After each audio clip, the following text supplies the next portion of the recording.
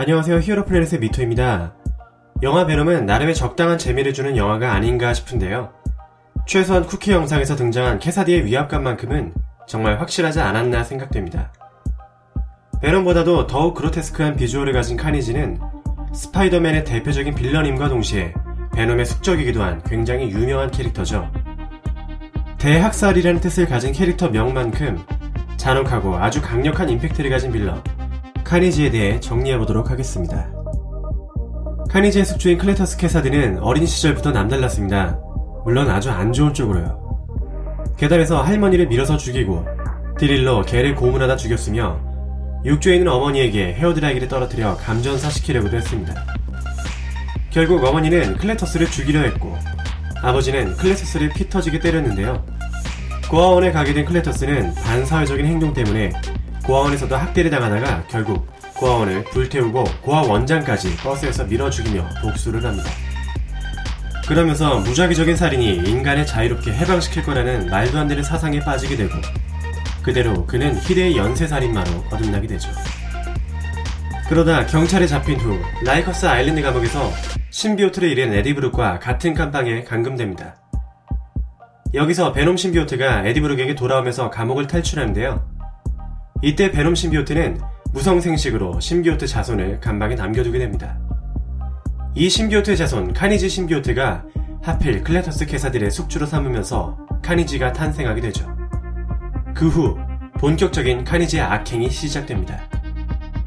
카니지는 특이하게도 살인 현장마다 카니지 룰즈, 즉 카니지가 지배한다라는 메시지를 남겼는데 이를 조사하던 스파이더맨은 카니지와 싸우지만 무참히 패배하고 적대적인 관계였던 베놈과 잠시 휴전하면서 연합으로 카니지를 막아냅니다. 이후 레이븐크로프트 연구소에 감금되어 실험을 당하던 카니지는 같이 수감되어 있던 카니지의 애인으로 볼 수 있는 슈라이길 포함 그 외 여러 사이코패스 슈퍼빌런들과 힘을 합쳐 카니지 패밀리를 결성하기까지 하죠. 이들의 탈옥과 뉴욕에서의 난동을 표현한 작품이 바로 맥시멈 카니지라는 이벤트입니다. 이때에는 스파이더맨과 베놈뿐만 아니라 여러 안티히어로, 슈퍼히어로들이 힘을 합쳐 이들을 막아내기도 하죠. 이런 강력하고 두려울 것이 없어 보이는 카니지에게도 공포의 대상이 있었습니다. 바로 실버 서퍼인데요.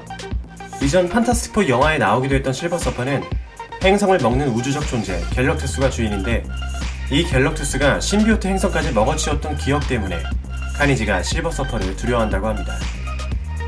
지구에서 베놈에 의해 탄생한 카니지 신비오트지만 일정 기억이 유전된 게 아닌가 싶군요.